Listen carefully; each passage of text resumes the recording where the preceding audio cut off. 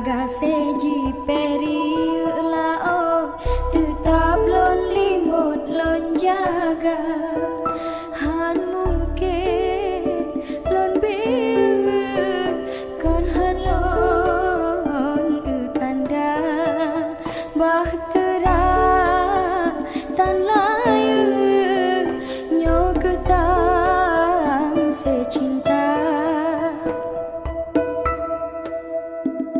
Kisah cinta getanya cut bang sayang han gerestu ayah ngon ma mengansyid urang silon han setuju geyuplah layu ngon kanda.